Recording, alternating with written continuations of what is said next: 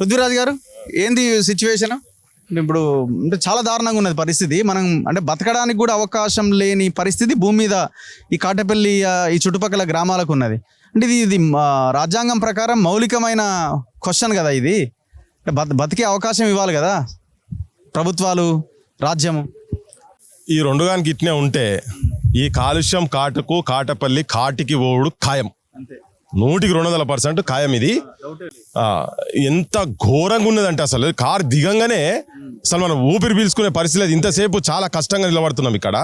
అది ఇట్లా కిలోమీటర్ల వైడ్ స్ప్రెడ్ అవ్వుకుంటూ వస్తున్నది మొత్తము. ఎంత దరిద్రం అంటే ఇప్పుడు రాజ్యాంగం ఉన్నాడు, కనీసం బోర్డు ఉంటుంది కదా ఎక్కడన్నా, బోర్డు లేదు, రిజిస్ట్రేషన్ లేదు, మన్ను లేదు. అదేమో ఎమ్మెల్యే కాంగ్రెస్ ఎమ్మెల్యే సుట్టపోంది చెప్పటికే దానికి ఏం లేదు. దా బలం అదే కాంగ్రెస్ వాడు అలాగే ఇళ్ళకి వచ్చినోడే కదా, ఇప్పుడు ఇళ్ళనే ఉన్నాడు కదా. ఆ బలం చూసి ఈడు రెచ్చిపోతుందట. పోలీసులు ఇక్కడ దీని సంగతేంద్ర నాయన మాట్లాడుతందుకు వస్తే బొక్కల వారేస్తుండ్రు. ప్రజాప్రభుత్వం అంటుండు కదా ఈయన పెద్ద మనిషి. ప్రజాప్రభుత్వం ఇంతమంది ప్రజలు ఉన్నారు ఇక్కడ, మాకు ఈ కంపెనీ వద్దని చెప్పని చెప్తున్నారు.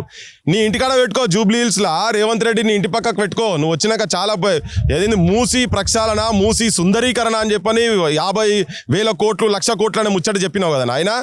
నువ్వేంది గిది అని ముచ్చట చెప్పినావు. ఇక్కడ రా, నువ్వు వచ్చి ఉంటే ఇక్కడ ఎంత అన్యాయంగా ఉన్నది, ఎంత ఘోరంగా ఉన్నది. పశువులు కనీసం గడ్డి మేయలేని పరిస్థితులు ఇక్కడ ఉన్నది.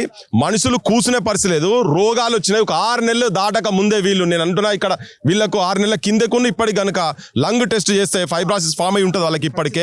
ఇప్పటికే ఫామ్ అయి ఉంటుంది. ఇది వెంటనే వార్ ఫుటింగ్ లో ఇది చూసిన నెక్స్ట్ మినిట్ ఆర్డర్ చేసి ఇక్కడికి తీసుకొచ్చి సీజ్ చేసి కొడుకుల ఇద్దరిని బొక్కలు పడేయాలి. ఈ కంపెనీ ఓనర్ ఆ కంపెనీ ఓనర్ ఇద్దరిని బొక్కలు పడాల్సిన అవసరం ఉంది. ఇప్పుడు నువ్వు ఇంతకుముందు ఎమ్మెల్యేతో మాట్లాడుతున్నా విన్నా, ఆయన మాట్లాడి చెప్తారా పశువులు గడ్డి మేస్తలేవట కదా అని చెప్పని ఆయనే చెప్తున్నాడు. మళ్ళీ ఏదో మాట్లాడకుండా వికిల్లో ఊళ్ళు నవ్వుతున్నాడు. ఆయన అది అరెస్ట్ చేసి అంటే ఇంకేదో అవునా అట్లా నాని ఏదో నవ్వుతున్నాడు. అరే మీకు ఏందా అయినా నాకు అర్థమైతలేదు. ఎమ్మెల్యేలు మీరు మీ కుటుంబాలు పొద్దుగాలు లేసే వాకింగ్లు జాగింగ్లు చేసేందుకు మీకు పెద్ద పెద్ద పార్కులు కావాలి. మీకు రైతులు ఎమ్మెల్యే క్యాంప్ ఆఫీస్ ఇన్నే కడదాం, ఎమ్మెల్యే క్యాంప్ ఆఫీస్ కట్టాలి. ముఖ్యమంత్రి కూడా అవసరం అయితే ఇక్కడ ఆయన కూడా వారానికి ఒకసారి వచ్చి ఇక్కడ కూర్చొని పోతే అయిపోతుంది. ఒక అర్ధగంట వచ్చి కూర్చొని పోతే ముఖ్యమంత్రి కంపెనీ ఇట్లా నడవని అబ్బా. ఇడొచ్చి ఆడ కూర్చున్నాడు, కుర్చేసుకొని ఒక ½ అవర్ ఆయన ఇంట్లో ఎవరైనా వచ్చి కూర్చుంటే ఇంత అన్యాయమా, ఇంత ఘోరమా? ఇది ఎక్కడ కథ? గింత విషం. ఇది గాలి లేదు, అది కూడా లేదు. గాలి విషయం అవుతున్నది, నీళ్లు విషయం అవుతున్నది. మొత్తం విషంతో దేనికి నోట్ల కట్టలకు ప్రభుత్వాలు పాలకులు అమ్ముడు పోయి, పోలీసు వాళ్ళు కూడా అమ్ముడు పోయి, వీళ్ళు ఇచ్చే బయట రాష్ట్రంకి వెళ్ళి వచ్చి కొడుకులు దుర్మార్గులు వచ్చి ఇక్కడికి వచ్చి ఆ టైర్ల ప్రాసెసింగ్ అట ఎంత అన్యాయంగా ఉన్నదంట. అది ఎంత ఘోరం. ఇది ఎక్కడ కూడా ఏ రాష్ట్రాలలో కూడా ఇది పెడతానికి వెనుకపోతున్నారు. ప్రపంచంలో వేరే దేశంలకు సంబంధించినట్టు కూడా ఇక్కడ తీసుకొచ్చుకొని తలగబెడుతున్నట్టు. ఇది చూడుగా ఎక్కడ అంటే అక్కడ మనుషులు ఇక్కడ మాత్రం మనుషులు కాదు. ఎందుకంటే ఇక్కడ అచేతనంగా ఉన్నారని మనం అనుకుంటున్నాం. కానీ ఇక్కడ పబ్లిక్ మాత్రం దీన్ని వదిలిపెట్టే సమస్యనే లేదు. దీన్ని వీడికి వచ్చినాక డిసైడ్ చేసుకున్నాం. అసలు సవాలే లేదు, దీన్ని వదిలిపెట్టే సవాలే లేదు. లేకపోతే ఇక్కడ బతకరు, ఇక్కడ శవాల జాతర అవుతుంది ఇక్కడ. అందుకంటే కాటపల్లి కాటికి 100% పోయేటువంటి సిచ్యువేషన్స్ ఉన్నాయి. యూత్ మొత్తం కదలాలి. మీరంతా చుట్టుపక్కల ఊర్లు మొత్తం కదలాలి. ఈ గీసులకు భయపడేది లేదు. ఇప్పుడు ఆయన ఎమ్మెల్యే ఆన్ రికార్డు ఉంది కదా, టెలికాస్ట్ చేసి ఇప్పుడు ఇవాళ రాత్రి వరకు బంద్ చేపిస్తారు, రేపు పొద్దున బంద్ చేపిస్తారు. దీన్ని ఒక ప్రణాళిక చేసుకొని దీన్ని ఎట్టి పరిస్థితుల్లో మూపియాలి. ఇది మనుషులు ఉన్న ప్రాంతాలలో ఇటువంటి యూనిట్లు రన్ అయ్యే సమస్యనే లేదు. దీంతోనే ఏమన్నా మనుషులు అదే ఆక్సిజన్ జనరేట్ చేసేది సర్వనాశనం అవుతుంది కదా. ఇది ఎక్కడ కథ? సర్వనాశనం చేసేస్తున్నారు కదా తెలంగాణ. వల్లకాడు చేస్తున్నారు వీళ్ళు మొత్తం. ఇది ఎక్కడిది? ఈ ప్రాంతం మార్వాడి ఏంది, తెలంగాణ ఏంది, కథ ఏంది? వానికి వీళ్ళు సపోర్ట్ చేయడం ఎవడు పెట్టినా కానీ అన్యాయమే.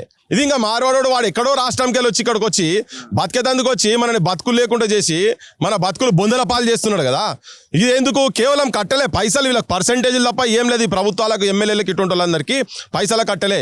ఇటువంటి ఎక్కడ కూడా ఉండొద్దు, అడవి ప్రాంతంలో ఉండొద్దు, మనుషులు ఉండే దగ్గర కూడా ఉండొద్దు కదా. గీవి తీసుకొచ్చి ఇక్కడ పెట్టి ఇంత సర్వనాశనం చేసి ఇక్కడ 100% ఇది బంద్ చేయాలి. దీనికి ఒక ప్రణాళిక వేసి ఇక్కడ వీళ్ళు కమిటీ తీసుకొని పెద్దమ్మ చెప్తున్నది, అరే కనీసం మేము ఇక్కడికి వచ్చి తిరగలేని సిచ్యువేషన్ అది. భర్తకు మంచి లేకపోతే బెడ్ మీద ఉన్నాడు, ఆ ఊపిరి ఆడగానే మనకే ఆడతలేదు కదా. మనకే ఆడతలేదు కదా. ఎవరు ఏం లేదు, ఉట్టి తలకాయ వస్తుంది. వాళ్ళు ఎమ్మెల్యేలు కావచ్చు, మంత్రులు కావచ్చు, ఎవరైనా వచ్చి ఇక్కడ ఉండి ఒక గంట 2 గంటలు ఇక్కడ కూర్చొని పోయి అప్పుడు మీరు స్టేట్మెంట్ ఇరినాయన ఇది ఉండని ఇక్కడ అని చెప్పండి, దాని దేనికంటే దానికుంటాం. కానీ ఈ పైసల కాముడు పోయి పోలీసు వాళ్ళు మీ చేతులు ఉన్నారు కదా అని వచ్చి గేట్ కాటికి వస్తే సీసీ కెమెరాలు చూసి ఇనవా రేవంత్ రెడ్డి నీకు ఉంటే నీ ఇంట్లో ఎవడో ఉండేది ఉంటే నీకు చెప్తారు. ఈ సీసీ కెమెరాలు చూపించుకోనట కేసులు పెడుతున్నట్ట వీళ్ళ మీద. అరే మీరు ఎందుకు వచ్చిర్రా, ఇక్కడికి ఎందుకు వచ్చిర్రా అని చెప్పి కేసులు పెడుతున్నట్ట. ఇదే నాన్నవే నీ రాజ్యము, ఇదే నాని ప్రజాపాలన. బాగా పోజులు పొంగనాలు కొట్టి ముఖ్యమంత్రి అయితేగా అయినాక ఇప్పుడు వచ్చి జనం మీద వచ్చి నీ లట్లు పట్టుకొని నీ లాఠీ దెబ్బలు నీ అధికార అహంకారం చూపిస్తున్నావా పోలీస్ మంత్రి ముఖ్యమంత్రి రేవంత్ రెడ్డి.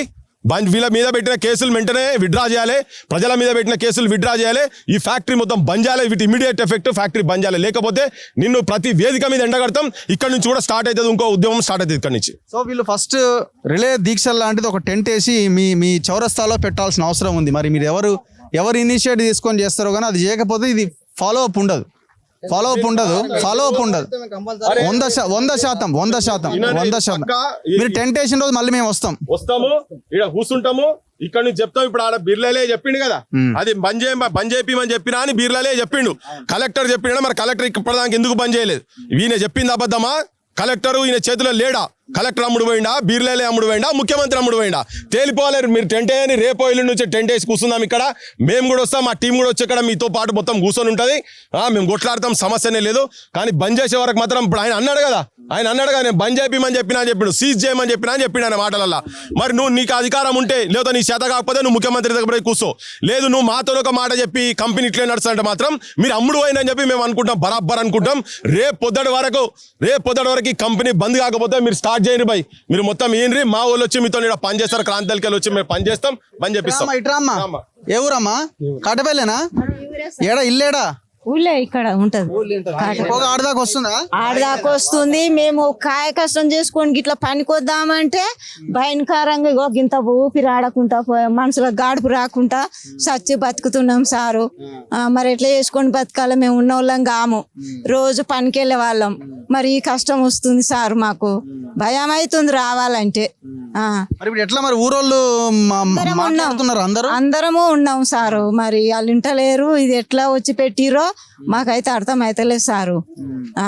ఓట్లు వేసిన గెలిచిన వాళ్ళు అంతా ఏమంటారు? వచ్చేదాకానే మేమేమంటారు, అది వచ్చినాక చెప్పులో గిప్పులో చూపెడతారు అంటారు. చూడండిలా ఆ ముచ్చట ఉంది. ఇప్పుడు ఓడిపోయినా రావాలి కదా, గెలిచిన ఆయన రాడనుకుందాం. మరి ఓడిపోయినా ఎందుకు రాడు? ఎవ్వరు వస్తలేరు.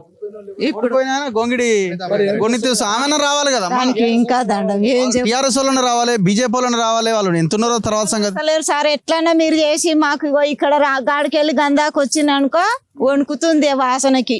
ఇప్పుడు గిడ నిలబడ్డం అనుకో, ఇక మూత వేసినట్టే అవుతుంది. ఇక గాడి పాడక కోతులు చూసిన కోతులు అన్ని నల్లగైనాయి. ఇక కోతులు ఏమైనా ఇది అలగబడి పోను మాకైతే వచ్చింది. మా బాయ్ కూడా గిక్కనే ఉంటుంది సార్ దగ్గర. నేను గిన్నె ఏది లేదు, ఇక అంత కష్టంగా ఉన్నాం. అంత సంవత్సరమే దగ్గరకు ఉన్న వాళ్ళు నాశనం అయ్యేటట్టు ఉన్నాం మొట్టమొదలు గట్లా. ఇప్పుడు సునీత మహేందర్ రెడ్డి ఆమె మొన్న ఓడిపోయింది, ఆమెనన్నా రావాలి, బీజేపీ వాళ్ళన్నా రావాలి. ఇప్పుడు ఇక్కడ కమ్యూనిస్టు జెండాలు ఎగురుతున్నాయి, వాళ్ళన్నా రావాలి. వీళ్ళు లేరు, వాళ్ళు ఎవరు లేరు. అంటే అందరినీ మేనేజ్ చేస్తున్నట్టే కదా ఈ కంపెనీ వాడు. అందరినీ పర్ఫెక్ట్గా మేనేజ్ చేస్తున్నాడు కాబట్టి ఎవరు రావట్లేదు. ఇప్పుడు ప్రకాష్ గౌడ్కి సంబంధించిన రిలేషన్ ఇంకో కంపెనీ అంటున్నారు. వీడిని చూసుకొని వాడు, వాడిని చూసుకొని వీడు. ఇప్పుడు ఈ గ్రామం ఏమైపోవాలా? బీర్లు అయ్యే ముందే ఉన్నది బాధ్యత అంతా. రేపు వీళ్ళు టెంట్ వేయబోతున్నారు. రేపా ఎల్లుండా ఈ వారం లోపు చౌరస్తాలో, కాటేపల్లి చౌరస్తాలో రిలే దీక్షల పేరుతో టెంట్ వేస్తారు. అవసరమైతే ఈయనే వేస్తారు. ఈ పొలాలు ఉన్నాయి కదా, సరే ఈడ ఉండలేరు కాబట్టి ఆ రోడ్డు మీదనే వేస్తారు. సో ఐలయ్య మీదనే పూర్తి బాధ్యత ఉన్నది. ఇది మొత్తం మీ టాస్కే. ఇది మొత్తం మీ టాస్కే. మీరు కనుక ఈ మార్వాడి అనేతో మీకు సంబంధం లేకపోతే ఇమీడియట్గా ఈ కంపెనీని మూసేయించాలి. ఇంకెవరన్నా చెప్పే పెద్ద మనిషి? కాటపల్లేనా మీది? మాది కాటపల్లె. ఈ తెలంగాణ ప్రభుత్వం బంగారు తెలంగాణ అని మేము ఎన్నో రోజుల నుంచి మాకు మంచి జరుగుతుంది, న్యాయం జరుగుతుంది అనుకున్నాం. మహాత్మా గాంధీ చెప్పినట్టుగా మాకు ఎన్నడూ లేనిదిగా ఇక్కడ మేము 1000 మంది కూలీలతో బ్రతికేది. 350 ఎకరాలు మాకు తాత సంపాదించిండు. అయినా కానీ ఇప్పుడు ఎవరు కూలీలు రాకుండా ఈ వాసనకు మొత్తం అన్ని పనులన్నీ వదిలిపెట్టుకొని మేము వేరే పనికి పోయేటట్టు పరిస్థితి వచ్చినది. మా భార్య కూడా ఈ 2 నెలల మీద 15 రోజులు అయిపోయింది చనిపోయి. మా ఈ కాలుష్యం వలన బెండకాయలు ఏరుతుంటే నెల రోజుల నుంచి ఆమె ఏరి ఈ కాలుష్యంతో అకస్మాత్తుగా చనిపోయినది కాలుష్యం వలన. మా నాయన కూడా బెడ్ మీదకి లేస్తలేడు. ఇప్పటికి 1,00,000 రూపాయలు అయినాయి. అయినా కానీ ఏ ప్రభుత్వం కూడా పట్టించుకొని ఈ రాజకీయాలు బంద్ పెట్టుకొని ఈ కాలుష్యాన్ని నివారణ చేయాలి. మహాత్మా గాంధీ ఇక్కడ ఈ ప్రపంచాన్ని పోరాటం చేయాలనేది మా ఊరిని కాపాడాలనే ప్రతిజ్ఞ నేను తెలియజేస్తున్నాను.